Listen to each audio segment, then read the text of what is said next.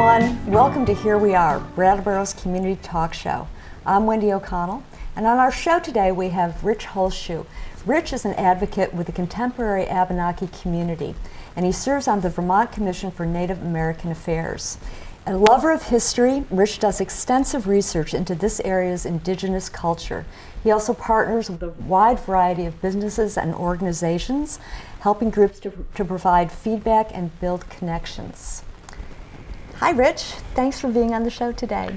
Why, Wendy? It's good to be here. Thanks. Thanks for coming on. So Rich has been in the area since 1982, and you grew up on Long Island. Your dad was a preacher. Yes, I had my beginnings on Long Island. Indeed, that's where my folks met and where I was born. And no offense meant, but I like to say I escaped when I was 8 years old.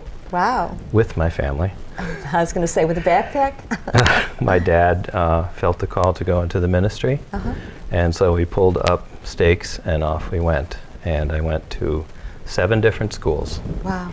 In the course of growing up. But for purposes of summarizing, I say that I grew up in western New York State, in the Western Finger Lakes.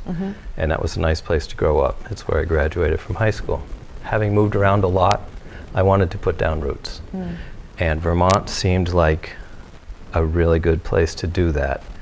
And it was, and is.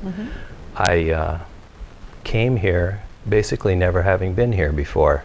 I had driven across Vermont once, but I knew nothing about this place. I didn't know anybody here.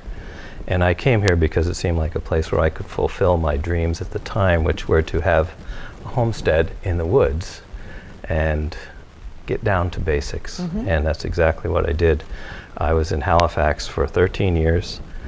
I bought 6.5 acres for $6,500. Those days are long gone. Yeah, nice deal. And lived off the grid with a dug well and a garden and more critters than you could shake a stick at.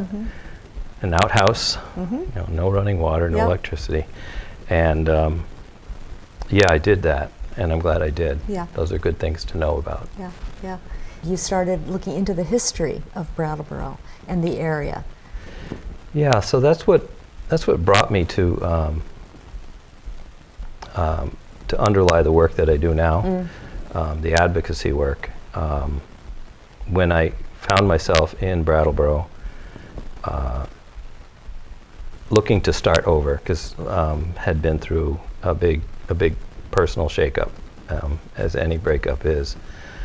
This was bigger than most, and so I was trying to get my feet underneath me, literally, my feet on the ground, and so I wanted to understand this place that I found myself in, literally, and as it turns out, metaphorically as well. And so I began to dig into the history here. Brattleboro dates back to about 1760, 1762, the first settlers here outside of the fort, Fort Dummer. And I was having a blast doing that, and then I realized it was one of those light bulb moments that I can't point to the day, but there was a light bulb over my head, and I kind of stopped dead in my tracks, and I thought, what came before that 250 years? And I realized that there was a vast realm, a vast bank of stories that seemed to be rather unknown, and I wanted to know more. And when I began to dig into that, my world changed, quite literally. And connections began to be made.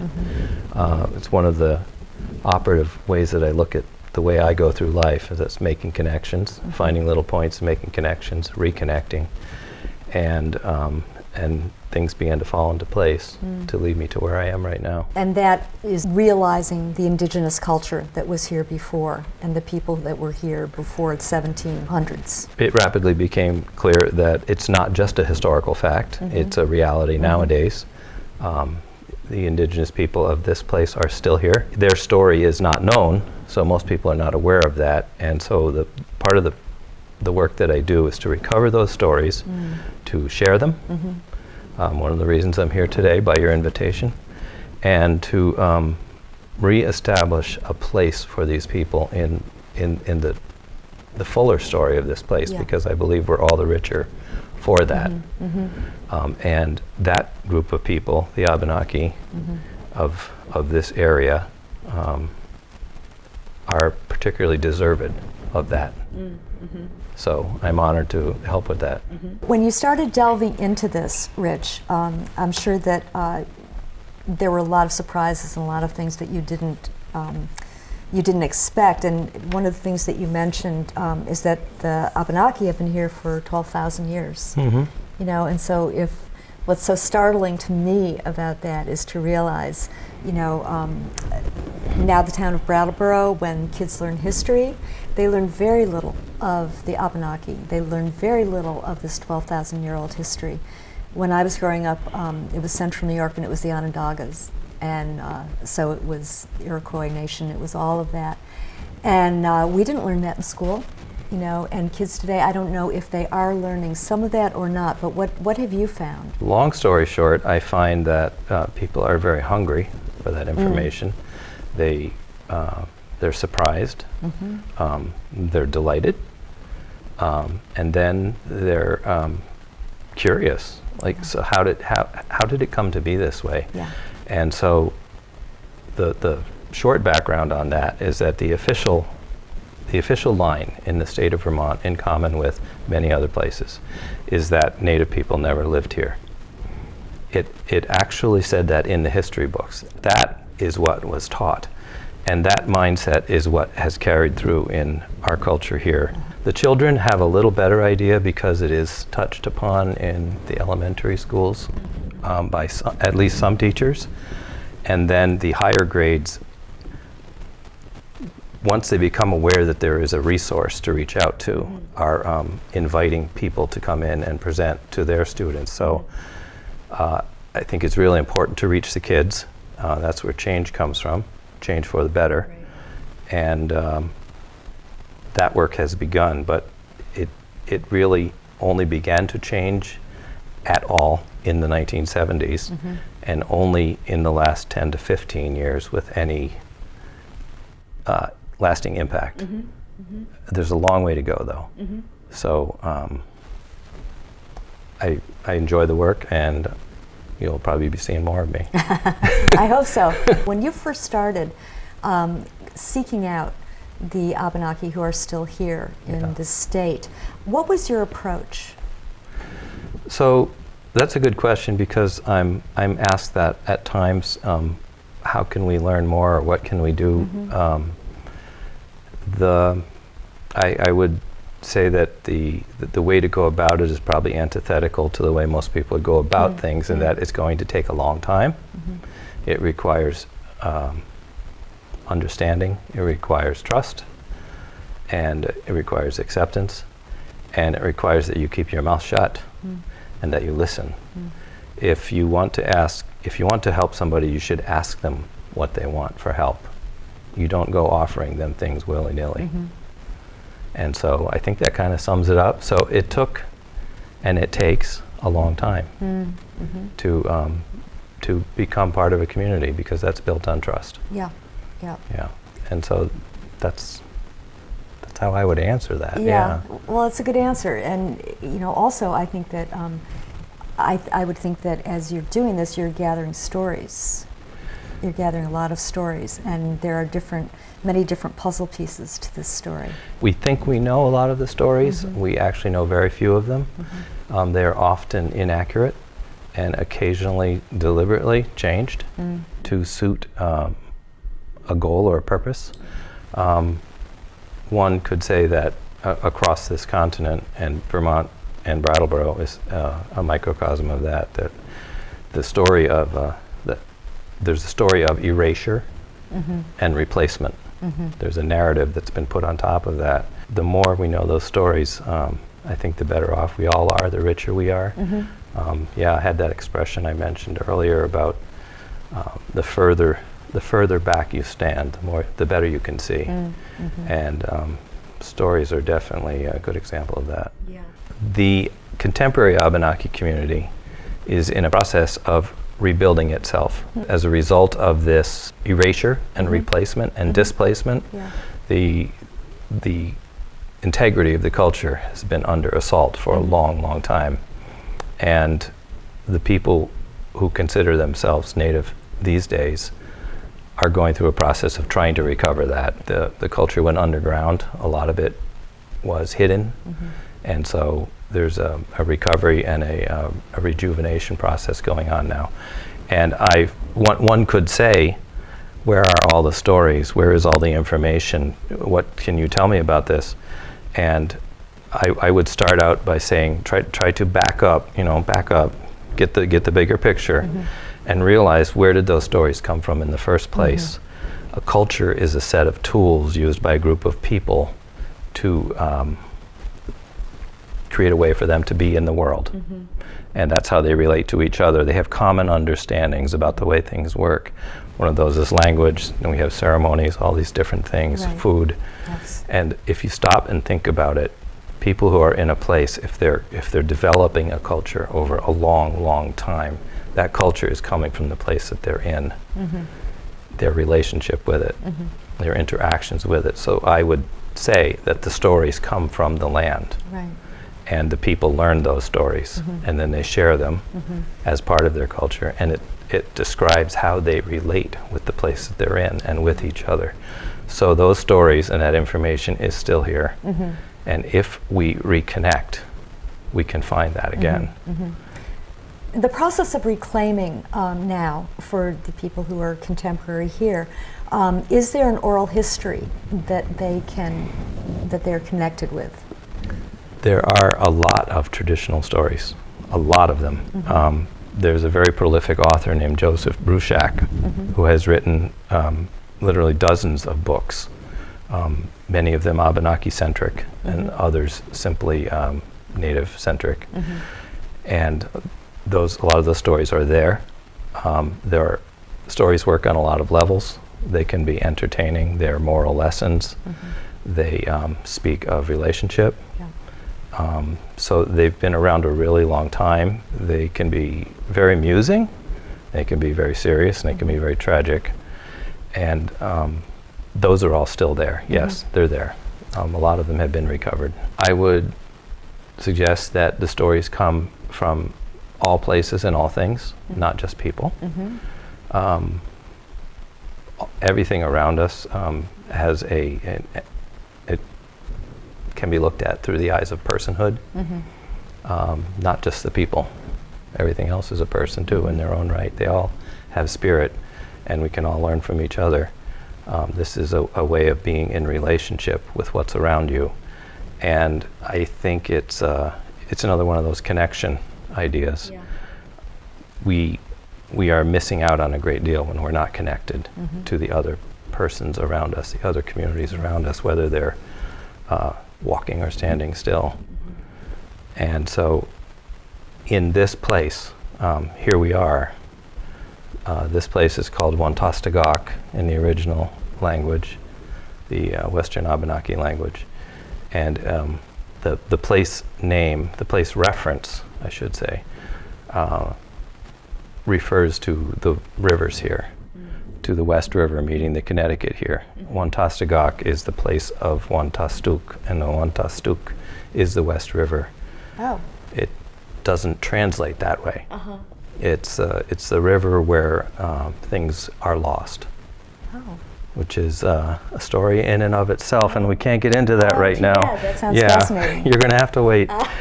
The ties, the intense or critical ties to place, I like to explain this, is the way to look at the concept of indigeneity. So the indigenous people of this place are the Abenaki, a particular group of the Abenaki called the Sequoiaque, and the people of Sequoiaque, which is a region, Sekoki country in English, today's English, are the Wantastagak. Those are the people, and that is the land, that is this place, and they're the same thing. Indigeneity is a balanced concept of two parts, people and place. In the dictionary, it will say it's the first people of a particular place. To the indigenous people themselves, they are the same thing. So that's what indigeneity is. And so if I was to introduce myself in the Abenaki language, and I'm a beginning student, I'm in kindergarten, you know, you learn your conversational phrases, right, in any language. So if I was to introduce myself, I would say, Indelewizi Rich. I am called Rich. It's not my name. I am called that because you exist by reference from other people. They name you. That's a different way to look at things. And then I would say, Indai Wantastagak, and that would loosely translate in English, I live in Brattleboro. What I'm actually saying is, I am Brattleboro. It's the verb to be. I am Brattleboro. And that is how you see yourself. You are this place, and this place is you. And so it's almost necessary to be focused directly on where you are. Here we are. Indalo Dibana Yodali. We are here. Yes. Yeah. And so one sense of identity is very much broadened, for one thing, but it's different. It's different than the culture that we're living in. Which is a culture of separation, to contrast with the connection. That plays out in the language. You'll hear me mentioning language often because it's an important learning and teaching tool. And as I'm learning, I want to share that with other people because of the insights it brings. One of my teachers, Elder Eli Joubert, says that the secrets of the culture are in the language. And it's very true. I realized early on that I needed to learn the language in order to know this place and the people of this place, and to just to understand and to be effective. The fact that you're learning Abenaki must certainly give you a different perspective. It's in the language, yeah. It's in the language. These lessons are in there. One that I used recently when I was speaking with Olga Peters was the Abenaki phrase for expressing thankfulness, and that is Ndalamizi, and basically it translates loosely as I am thankful or I am grateful, but what you're actually saying is I am in the way I should be. I am in the way I should be. This is the natural resting state, is to be grateful and thankful.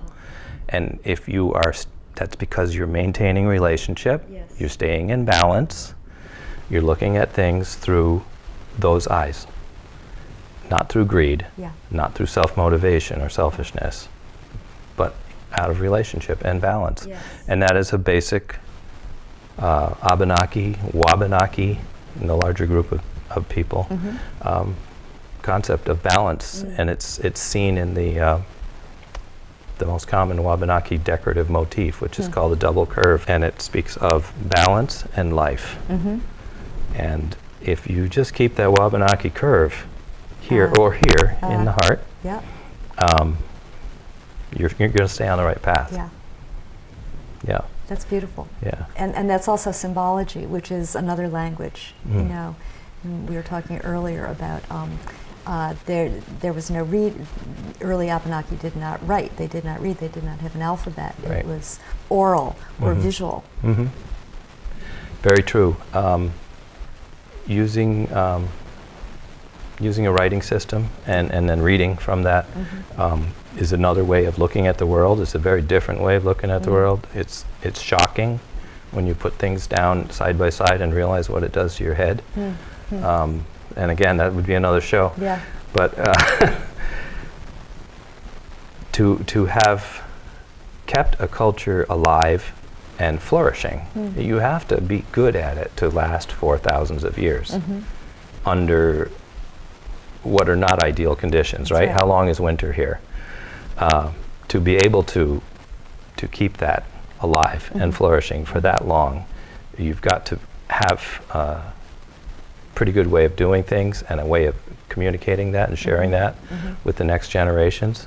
And so, yeah, it works well. And what about ceremony? So contemporary ceremony. I would say that ceremony is a very important part of any culture. All cultures have their ceremonies. Some people would pigeonhole them into religion only. A native way of being is not a religion. it's a way of life. And so spirituality imbues every aspect of the way that you go about things. And so everything, hopefully, should be done in a ceremonial, with ceremonial attitude. What ceremonies do is they remind us of how things work.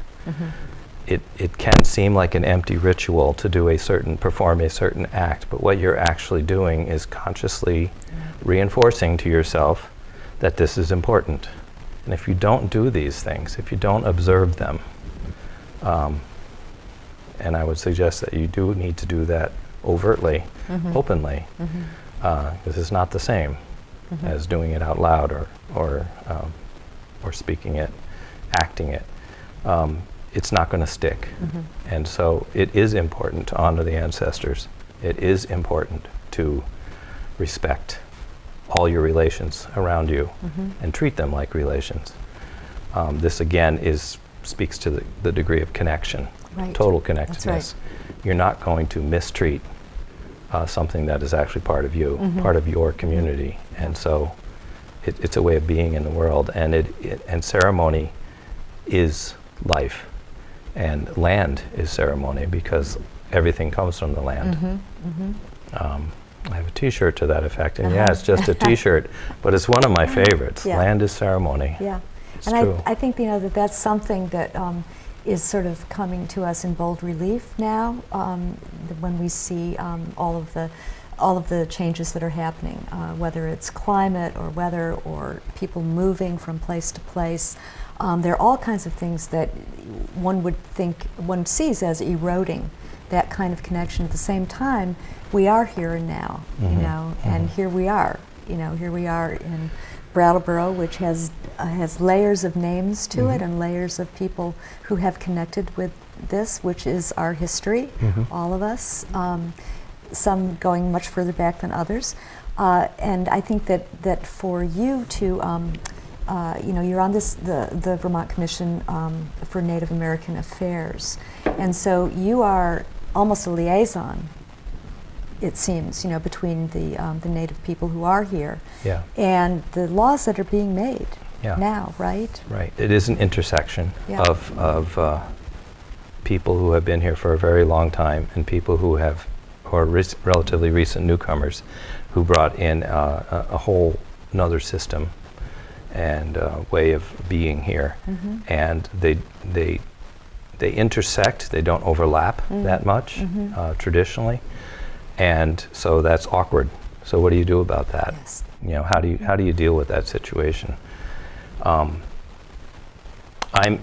try to approach it from what's called a decolonized framework. To decolonize is to remove this other structure and try to get to what is natural. And I'll tell you, it's difficult. Because this is the water that we swim in, this is the way things are. But to back up to a point, I would say that to approach this problem, this awkwardness, I would say that I'm going to approach it from a natural law, a native perspective. And I would say that the only thing that we have right now, what we have to work with and what we can do is that we are here in this place. So you got to work here first, most important. And we have now. All we have is now. There is no past and there is no future. We only have now. And the only thing that we as human beings can do, and this is my understanding, is to make a choice.